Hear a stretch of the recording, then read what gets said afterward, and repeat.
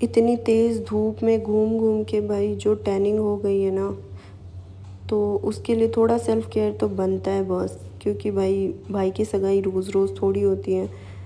तो सबसे पहले मैं पहुंच गई पार्लर, और पार्लर पहुंचते ही सबसे पहले मैंने करवाई वैक्स, और फिर करवाया मैंने फेशियल, डिटेन फेशियल करवाया था, क्योंकि थोड़ा ग्लो तो बनता है। उसके बाद जैसे ही हम पार्लर से निकले, इतनी तेज़ धूप थी कि मैंने सबसे पहले आइसक्रीम पार्लर ढूंढा, और वहाँ से हमने लिया ये आइसक्रीम फ़ालूदा। उसके बाद हम घर पहुँचे। घर पहुँचते ही मेहंदी वाली दीदी आई हुई थी, तो सबसे पहले मैंने उनसे ये बोला कि मुझे ये वाला डिज़ाइन लगवाना है, और उन्होंने मुझे ये वाला डिज़ाइन लगाया, और ये बोली कि ये तो बस 19-20 का फ़र्क है। खैर अब लग गई थी तो क्या ही हो सकता है। नेक्स्ट डे मैं उठी, और आज मुझे मिलने वाला था सबसे ख़तरनाक वाला टैग, जो था ननद वाला टैग।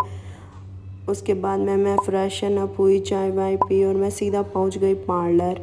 और पार्लर पहुंचते ही सबसे पहले मेरे बालों को ड्रायर से सुखाया गया, क्योंकि मैं अपने बालों को वॉश करके गई थी घर से, और ऐसे में हेयर स्टाइल नहीं बनती है।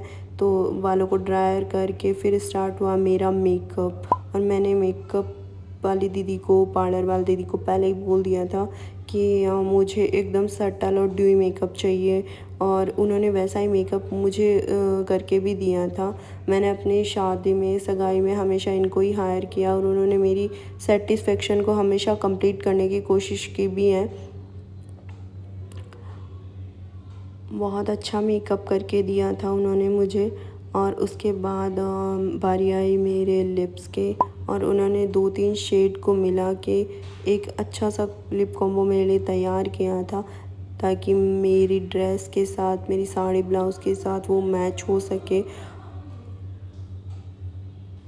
और उसके बाद ड्रैप की मेरी साड़ी, और ये साड़ी इतनी सुंदर लगी थी इनको भी। इन्होंने भी मुझसे पूछा था कि ये साड़ी आपने कहाँ से ली है। इसके सिर्फ पल्लू पे वर्क था, और ब्लाउज़ पे वर्क था, ब्लाउज़ की स्लीव पे ऑलमोस्ट वर्क था।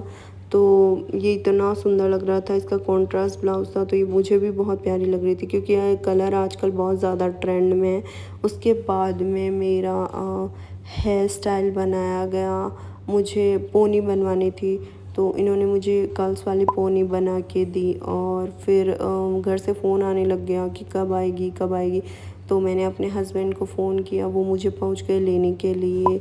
और जैसे ही हम वेन्यू पे पहुंचे, फंक्शन स्टार्ट हो चुका था, और भाई का शगन चल रहा था। और मैंने सबसे पहले किया नाश्ता, क्योंकि मुझे इतनी तेज़ भूख लग रही थी भाई। और उन्होंने रिंग्स एक्सचेंज की, फिर उन्होंने कुछ फ़ोटोज़ भी क्लिक करवाए। उसके बाद मैंने सोचा कि जब इतने पैसे उड़ाए हैं, तो थोड़े फ़ोटोज़, थोड़े क्लिप्स तो हमारे भी बनते हैं। तो हमने भी बहुत सारे फ़ोटोज़, वीडियोज़ बनवाए।